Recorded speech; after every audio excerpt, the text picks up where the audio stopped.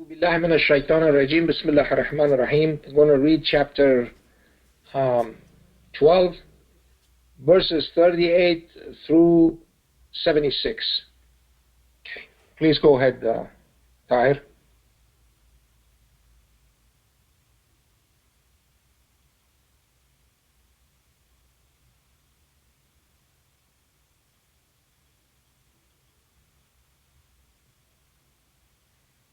Tahir, you have to unmute yourself. Okay, sorry for that. A'udhu billahi minash shaitanir rajim, chapter 12, verse 38. Instead, I follow the nation of my fathers Abraham, Isaac, and Jacob. We never set up anything as a partner for God. This is grace from God upon us and upon the people, but most people are not appreciative. O my two prison mates, are many separate lords better than God, the one, the Supreme? You do not worship besides Him, except names that you have made up, you and your ancestors, when God never revealed any authorizations for it. The absolute rule belongs to God. He commands not to worship except Him alone. This is the eternal religion.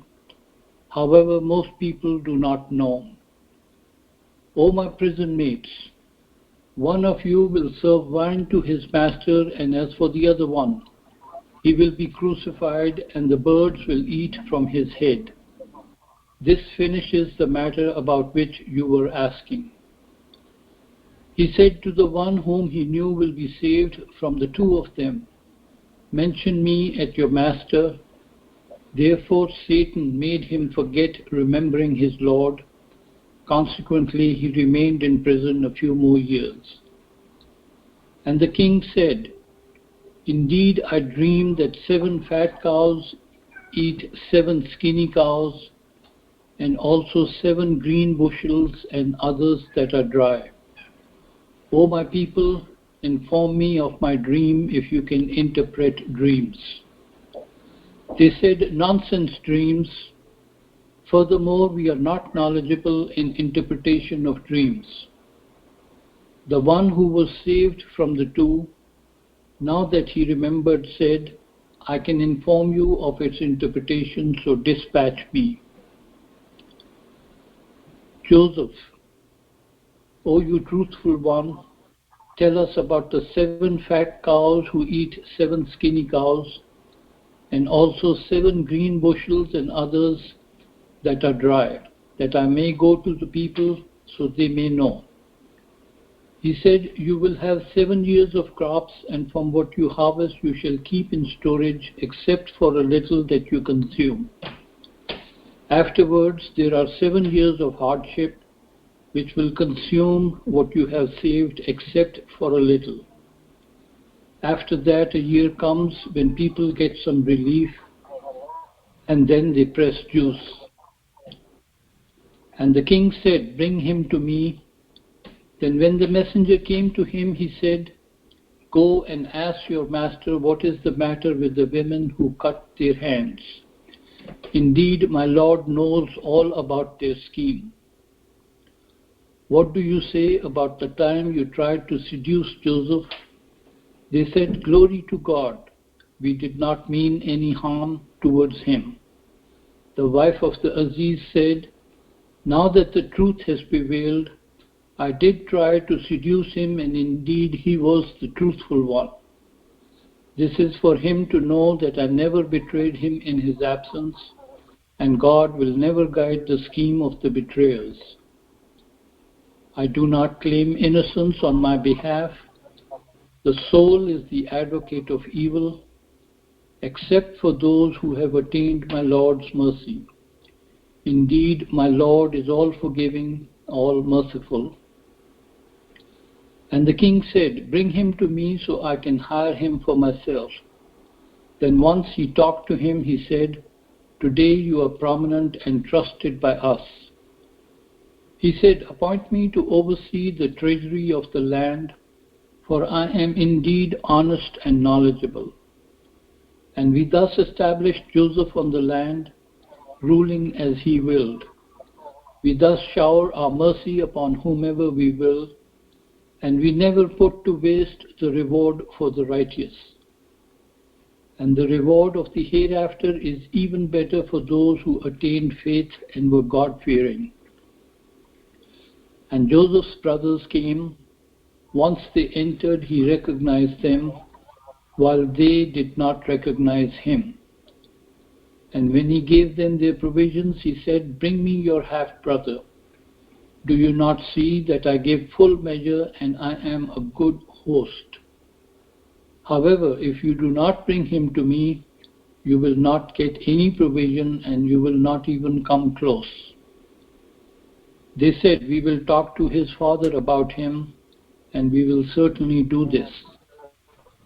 And he said to his 2 young men to put back their goods in their bags. Maybe when they find out once they go back to their families, they will return.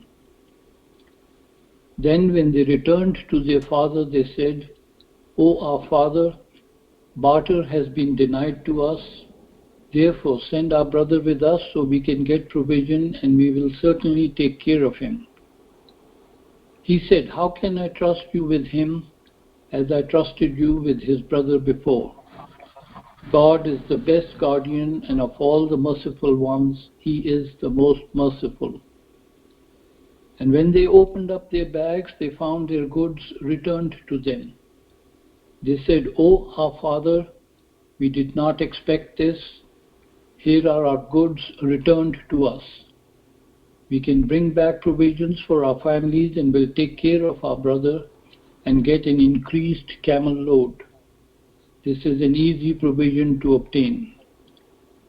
He said, "I will not send him with you until you give a promise in front of God that you will bring him back to me unless you are completely overwhelmed." Then when they promised him, he said, "God is the arbitrator of what we are saying." And he said, "O my sons, do not enter from the same door, enter from different doors." This would not have benefited them at God in the least, for all rulings belong to God. In him I trust, and in him the trustful ones shall trust. And when they arrived the way their father told them to do, although this did not benefit them at God in the least, however, this was a private request that Jacob wanted done. And indeed he possessed knowledge, as we had given him knowledge, but most people do not know. And once they arrived at Joseph's, he embraced his brother and told him, "I am your brother, and do not lose hope because of what they did." Then when he loaded their bags with goods, he put a pitcher in his brother's bag. Then an announcer declared, "O you caravan, you are indeed thieves." They turned to them and said, "What have you lost?" They said, "The king's pitcher is missing, and whoever comes forward with it, a camel load will be his, and I guarantee it." They said, "By God, you should know that we did not come to spread corruption throughout the land, and we are not thieves." They said, "What is the requital if you turn out to be liars?" They said, "His requital for the one whom you find it in his possession shall be that you may take him into custody. We thus requite those who commit injustice." They began to search their bags before his brother's bag. Then they discovered it in his brother's bag. We thus perfected our plan for Joseph. He could not take custody of his brother according to the king's religion. It is only according to God's will. He raises whomever he wills in rank, and above every knowledgeable one, there is one who is even more knowledgeable. Okay, mashallah. Thank you. Thank you. Very good. Very good. Okay, are there any questions, comments, or observations on these verses you just read? Assalamualaikum, this Parvez. Alaikum assalam, Parvez. Yes, go ahead, please. I just wanted to understand verse 42, the mistake that Joseph did and the consequences. Oh, yeah, that's a good question. Yeah. Well, he relied on this guy telling his master about him rather than asking God to go ahead and save him from this agony that he was in. And so what happened was he forgot to tell his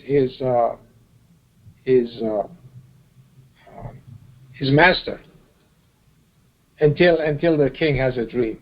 So the idea is that don't ask somebody to do something for you. Go ahead and ask God, and He will provide it for you somehow. So this is something that we always tend to do. We always ask people's help, but we should always go to God.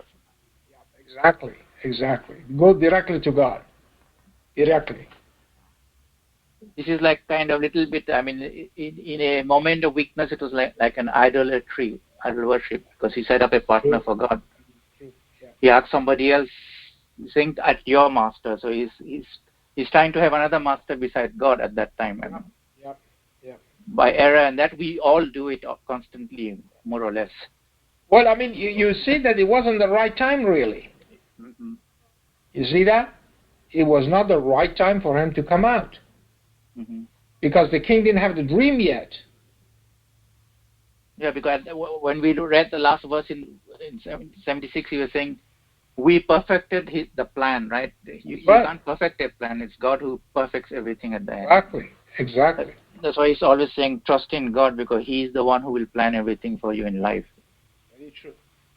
Because we have seen examples where Joseph made the mistake, where Jacob made the mistake. They're all human beings.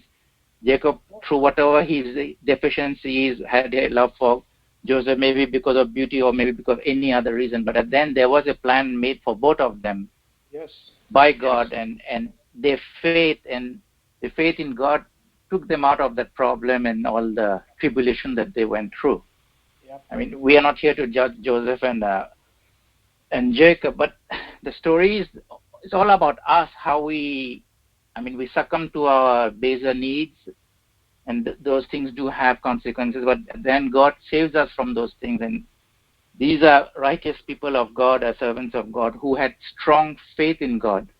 And that's why they were always constantly being helped. And although here in this case it might seem bad, he's remained in prison a few more years, but that's not how it's supposed to appear as. But in fact, that was not the right time, as you mentioned, right? So that is why we always told to resort to patience, right?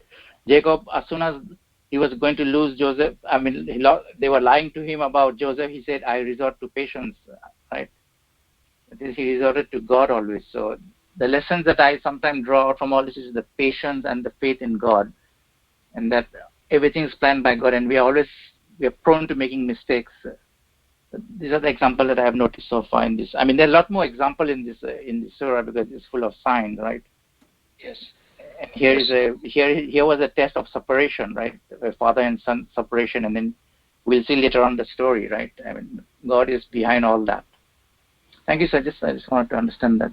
No, I mean that's a very good comment. But you also have to remember now that, as you said, that these people really were people of God. Okay?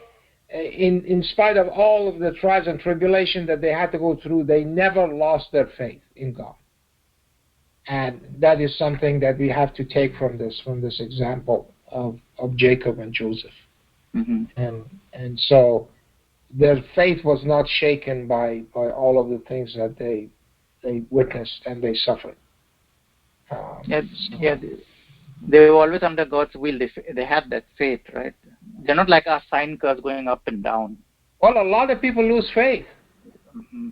A lot of people, as soon as they see some things, they go through a trial, and they lose faith in God. They buckle under the pressure, and they lose faith in God.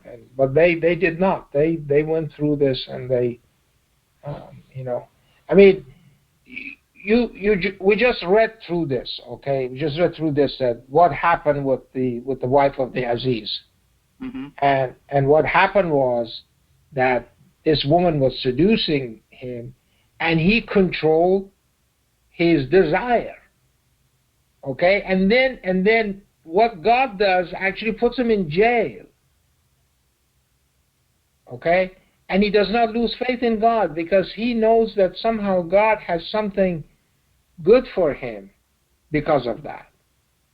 And the idea was that he's going to explain the interpretation of the dream or interpret the dreams from these two prison mates that he had. And obviously one of them is going to, in the future, is going to tell the king that yes, there is this guy that's sort of a genius in interpretation of the dreams, and so you can call upon him. And so that's the moral of the story, so to speak. But but a lot of people lose faith. That look, what have I done wrong to go through this suffering that you put me through? And these tests are not simple. The tests were very, very difficult tests. I mean, very difficult. It is separation of father and mother. I mean, father and son. Here is a beautiful woman or whatever it is that was trying to seduce him. He preferred the prison. I mean, these are not simple things, and these are extremely difficult tests to pass. And I guess their faith in God saved them, right? Because God showed them signs to come out of all this situation. Yes. So the test is, for the righteous servants of God, is so difficult. So we should expect also a difficult test in our life. Yes. It will never be simple. Yes. So separation is something. This is a very painful thing, right? And Jacob suffered all his life because of. all his life, yeah, exactly. I mean, I don't know how old Joseph was when he was found as the prime minister of Egypt. Mm-hmm. But the idea was that it took a long time. Yeah, there is no recovery from that separation except when they were brought back together. Yes. Then he recovered. Yes. So you can imagine how difficult the test was. But yet they all kept saying, "Oh, follow God," and they kept on relying on God. I mean, these are perfect examples of how life is tough, but we have to maintain our faith in God. Exactly. And then, otherwise it is. I mean, it's not a joke when God says, "Be patient, call on Him alone." These are instructions which you need to adhere to in order to succeed in this life and for the hereafter, of course. Yes. Thank you, sir. Thank you. Assalamu alaikum, Dr. Fazely. Walaikum assalam, Sadruddin. Yes, go ahead, please. Sir, I have an observation here. These people of Egypt during the time of Joseph, it seems that they were God-fearing and monotheist people, because of the example of the wife of the Aziz. When she was confronted, she invokes God and said, God is definitely is the one who is that she defers to, and we tend to frame the people of Egypt and acts of the Pharaoh in a very negative light, but the reality is probably very different, at least for this group of Egyptians who were God-fearing and believers in God in some way. Definitely. And as you see, I mean, he preached to his prison mates, but he does not preach to the king. So, which means that king was a righteous person, but the idea is that he's not called Pharaoh. Yes. As you notice here, and this is really amazing, because it does not take long for a people to go astray. If you have a charismatic figure as your leader, and a lot of people fall for the shenanigan that they go by and try to fool people and try to fool their followers, it can change very fast. The complexion of a nation can change very fast, and they can go from one extreme to another extreme. So obviously these people didn't have any problems with people immigrating to the land. They didn't have any problems with giving food to other people. They didn't have anything, any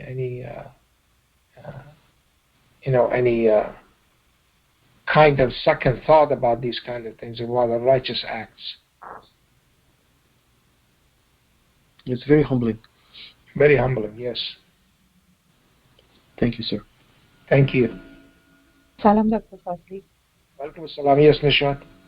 Last week when we were discussing this surah, Shakira brought up a good point that I've never paid attention to, And that was the way the Aziz handled the situation with his wife trying to seduce Joseph, Yes. and how he handled the situation. And then last week it just happened that an honor killing, or as they call it, honor killing, has happened in Iran, where there was this young girl who was married to her cousin at a very Yes. early age, and because of some situation, she ran away and she went to Turkey, and then the father went after a few years, got her back, brought her back so that her husband um, could kill her.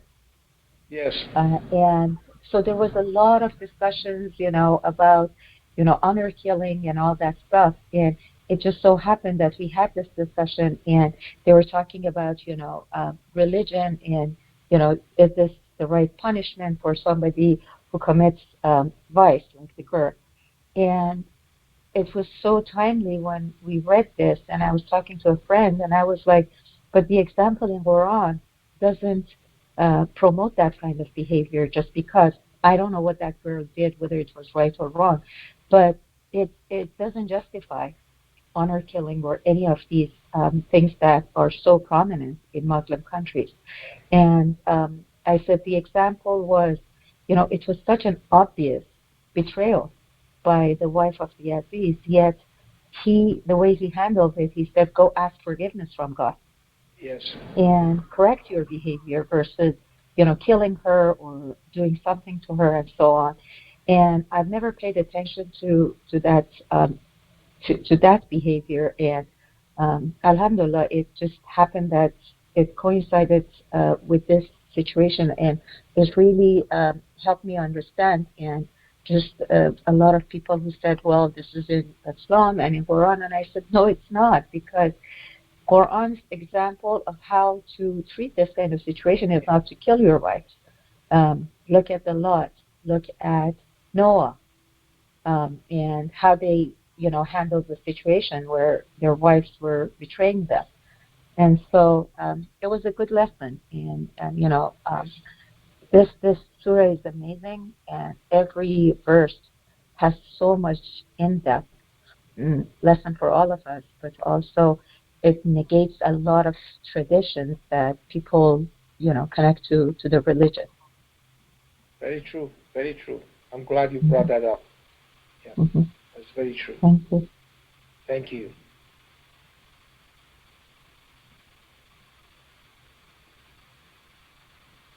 Okay. Anything else? Any other comments or observations or discussions that somebody wants to lead?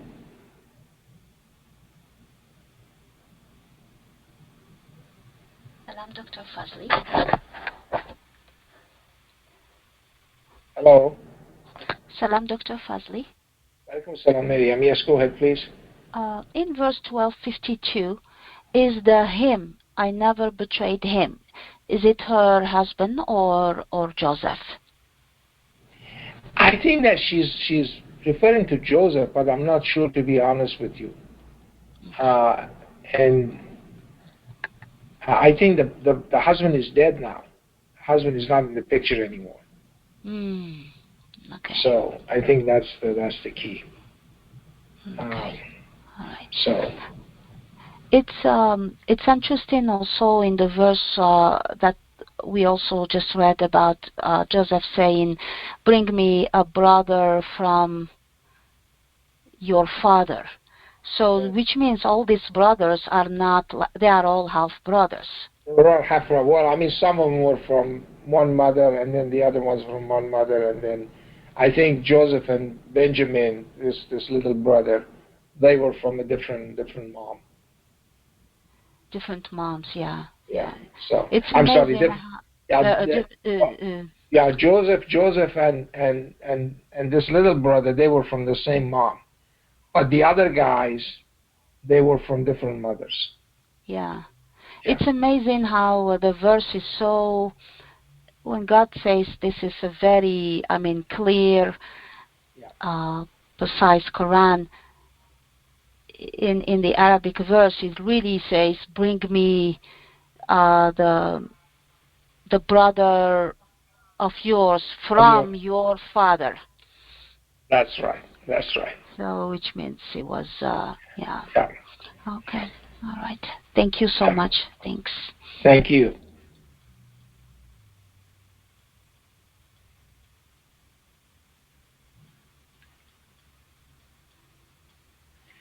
Last week, actually, I was sort of pointing to this verse here, verse 76, that he said that he could not keep his brother according to the religion of the king. You see, he knew what the punishment for the thief was. The thief was supposed to be taken into custody by the religion of Abraham. You see, and because he says, "I follow the nation of Abraham, my fathers Abraham, Isaac, and Jacob," and so by the religion of Abraham or nation of Abraham, which Muhammad was following because he was inspired by God to do so, according to chapter 16, 123. Okay? So he had no other option. Muhammad had no other option. He was supposed to do that. So the laws that were handed down by God to Abraham was supposed to take the thief into custody. He could not do that with the king's religion. And so, and then, but it says, read this carefully. He says he could not take custody of his brother according to king's religion. It is only according to God's will or God's law. Okay? That's why I keep saying that the will of God is his law. So that's the only way you can equalize the extent of the thievery with a punishment, which is 2 days, 3 days, 5 days, a year, 2 years of prison imprisonment. Okay, there's no other way that you can actually equalize that. Not by marking the heads, not by cutting off the heads, none of these things, because it just doesn't work that way, and that's not God's law. Okay. Unfortunately, people still, in a lot of these places, they are cutting off hands and making a mockery out of this book.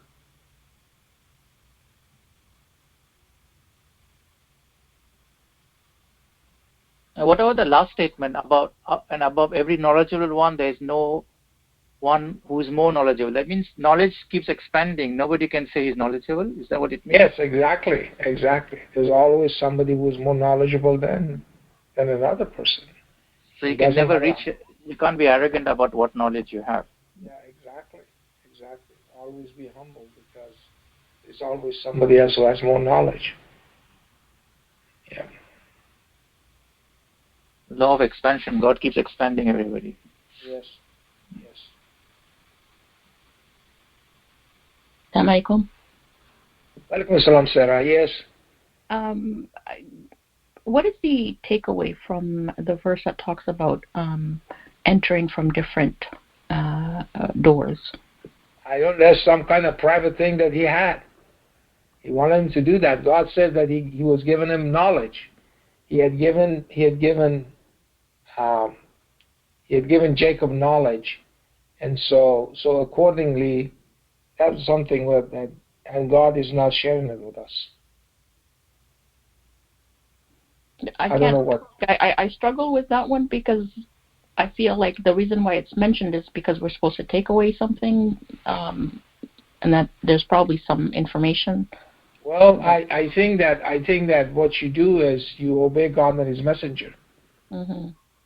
So the kids, Joseph's kids, Jacob's kids, they knew that the dad was God's messenger, so they were supposed to do that, supposed to follow God and His messenger, and it was some kind of private thing that he had.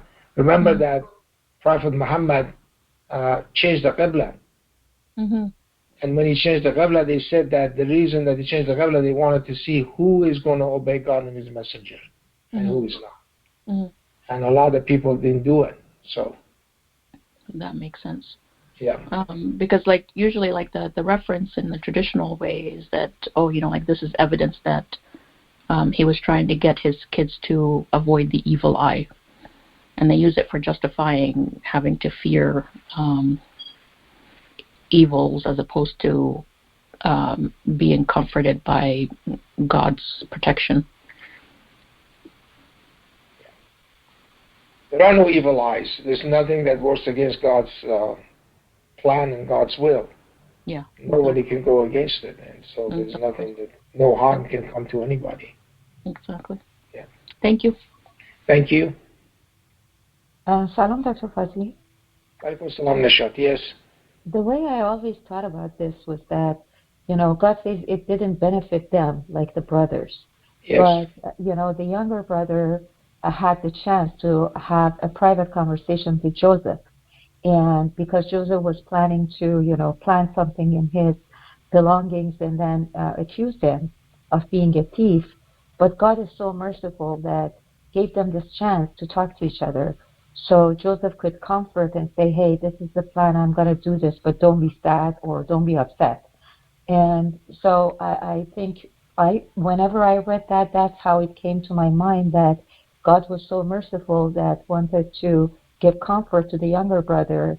If he didn't know he was Joseph or that this whole thing was a plan, he would have been very upset. And, when this whole thing happened and he was accused of being a thief.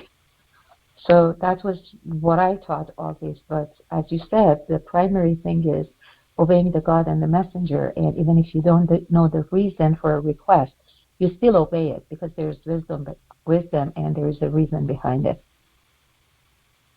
Yeah. Well, God always does those things. He said that remember in the case of Moses' mother, Moses' mother was inspired by God to throw him into the river, and then God says that God inspires her that we're going to return him back to you. That's exactly what happens, you see. So, but during that time you have that trepidation that could it happen this way, and more obviously God's promise is always the truth. But human beings, they have that that heart racing and the fear that may not happen that way. But God always comes through, and he always fulfills his promise. And in this case, in the case of Joseph, remember when he was at the bottom of the well, God told him that you'll be telling him about this, your brothers.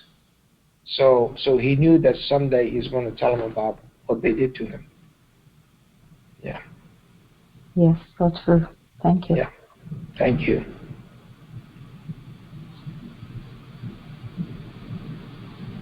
Assalamu alaikum, Dr. Fazely and everyone. Alaikum salam. Yes, go ahead, Fariel, please. I'm going back to last week. It was just Miriam just mentioned when she said every ayat was important, that it drew me back to 12:20, which stood alone, and it says, and they sold him cheap for a few dirhams because they had no interest in him. And I thought about the fact that Abraham's family, Lot was a part of it, and they were tested with the homosexuality people, and how God blessed such a beautiful boy child especially, that they didn't want him for anything, that would have caused him to be in that position. So if you go, it brings you back in history, even though it's just standing alone, that, if you think back to all that happened to Abraham, the dream and what happened with Lot, that he is saved. He asked of God to save his progeny, and this is one of the blessings that he received. Yep, that's a good point. Yeah. I always thought about that that why didn't they try to take advantage of them or molest them or something? And the idea was that this is exactly happened after Sodom and Gomorrah were blown away out of the face of the earth. And so most, not probably all of the people who practice homosexuality, they perished, and so there was nobody left to do that. That kind of idea of homosexuality was basically gone, and so they had no interest in him, in this boy. Right. Yeah. So it came back. I mean, we're still being tested with that. Oh, I mean, yeah, yeah. People learn. You see, that this is something that they think that somehow you're born with or something. This is a learning process.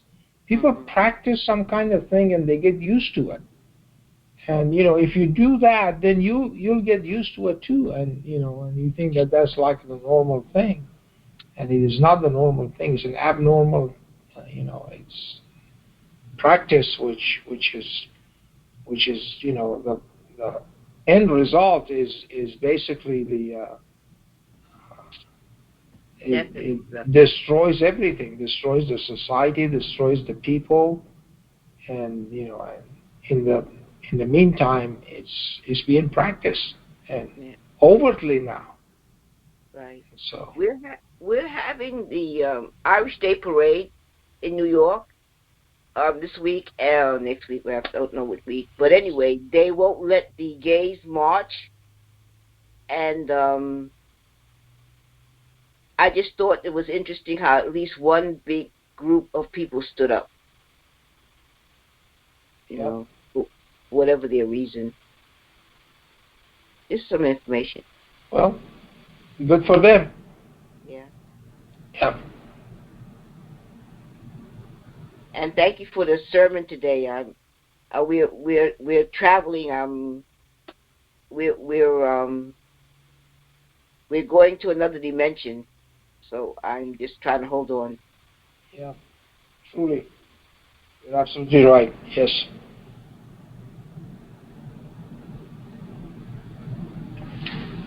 Okay. Any other comments or questions, observations, or discussions on this chapter so far?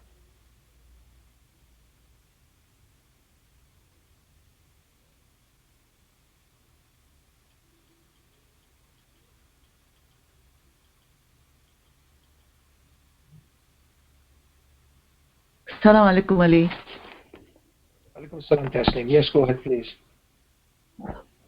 People have argued on this scenario that Joseph creates to get his brother back about putting King's picture in his goods and then saying that he must be the guy who stole it. So people argue saying that this is scheming. How can messenger of God do that to an innocent person? And God allowed that. So my argument for them is that Allah calls himself the schemer, right? He's al-makirin, I think the word is. Khairul makirin. Yes. So he's a schemer. That was God's scheme to get Joseph's brother back to Joseph. Yep. That's a scheme. All right, there's no doubt about that. That was a scheme. But they ask, why did the messenger of God scheme like that? Well, think God schemes any which way he wants. Well, the point is that they deserved it. See that? Those guys deserved it. His brother knew. His brother was not hurt in this thing, but the other brothers who ganged up against him and threw him into the well, they deserved it. They deserved to be, embarrassed again at their father, because they went back and said, "Oh yeah, we lost this one too," and he told us not to lose him this time. Okay, so they were another embarrassment for them, but they, and but now when they come back, he tells them that, look, I'm Joseph, and so we'll read it inshallah next week. But yeah. But they deserved it then, so they're being punished, and there's no reason for them not to be punished after what they did. And that in itself is a scheme of God to punish them. Exactly. At the hand of Joseph. Sure. Yeah. Sure. Yeah. No, but I've heard a lot of arguments about this particular scenario in the Quran, why Joseph blamed his brother when he actually had not stolen anything. So there's a reason. Yeah, there's a. Well, I mean, what we are looking at it, but these are all lessons for us, because if this had happened, we would not know about the law. That the law of the king was different from the law of Joseph and Abraham, and in dealing with the thieves. So we wouldn't know any of those things. So the reason all of these things, they come together, they sort of mesh together in order for us to. So in the meantime, also Joseph's brothers are being punished severely. Okay, so. Yes. Yes, thank you. Thank you.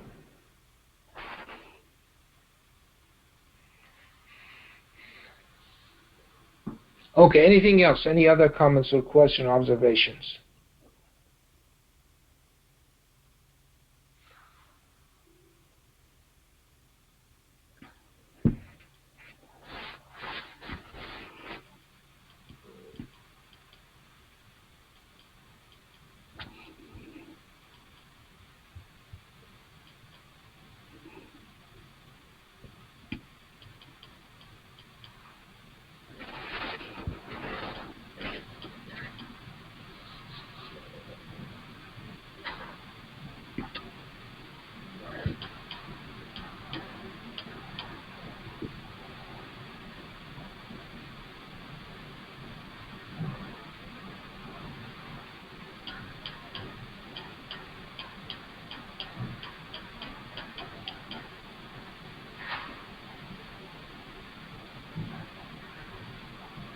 Anything? Any comments? Any other observations that somebody wants to make, or any questions?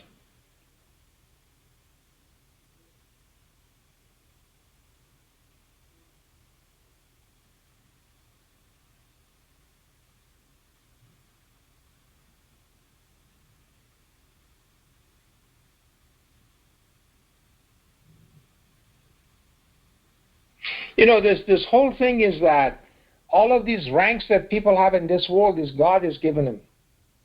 It's not that that they work hard for it or something like that. It's that these are all God's plan, and somehow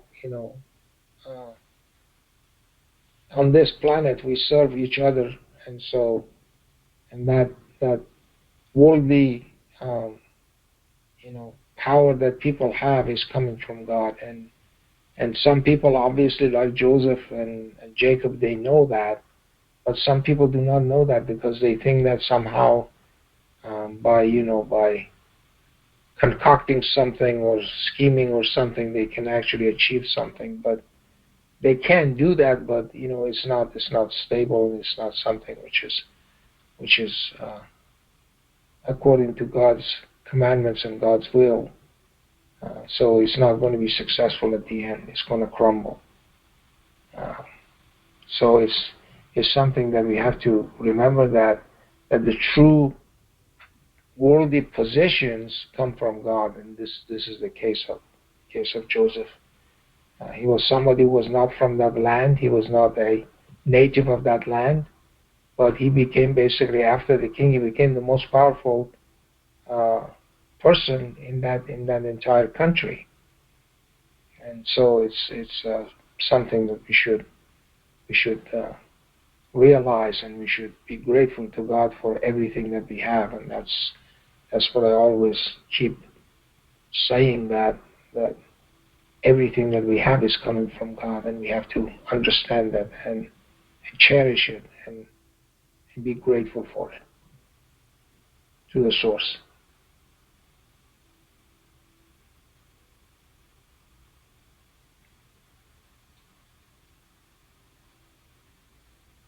Dr. Fazely, another thing that I was thinking about was the brothers. When they schemed to throw Joseph in the well, they were talking to each other that we're going to do this, we're going to gain our Father's love, and then we're going to become righteous.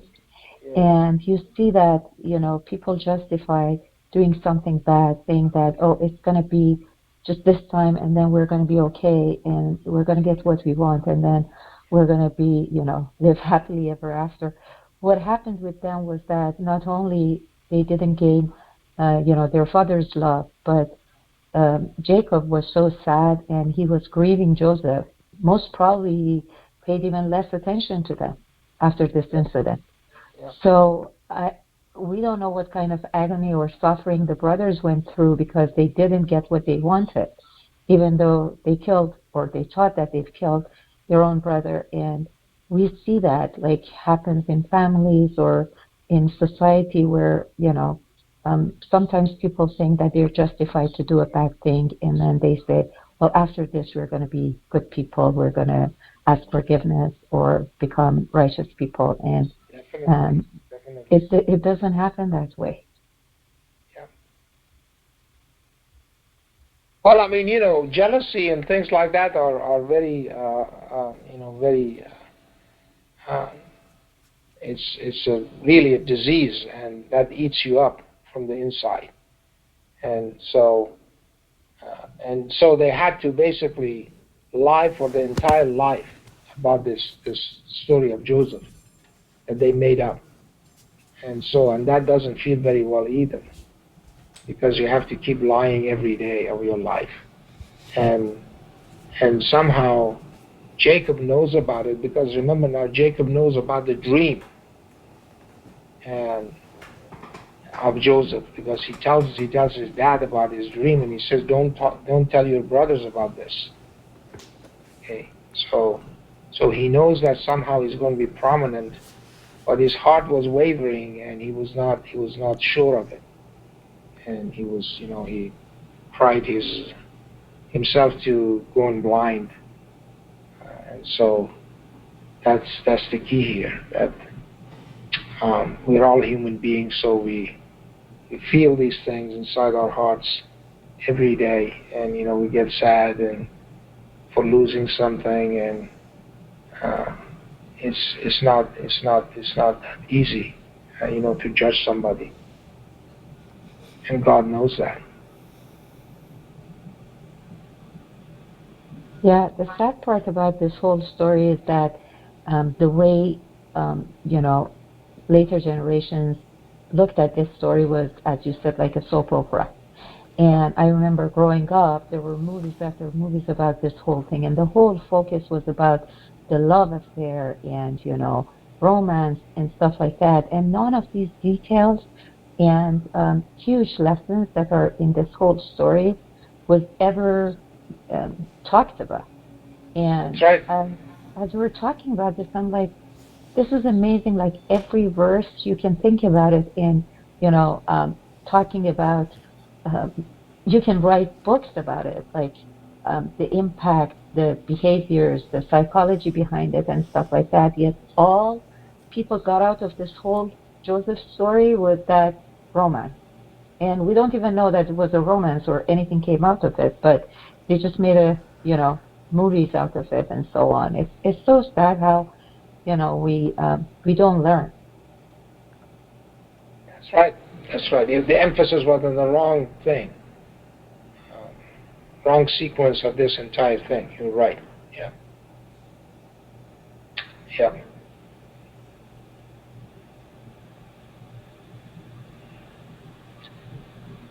Okay. Any more questions? Any more comments? Okay, if there are none, then we'll do our Al-Fatihahs tonight. And so tonight we actually have requests for 4 more Al-Fatihahs.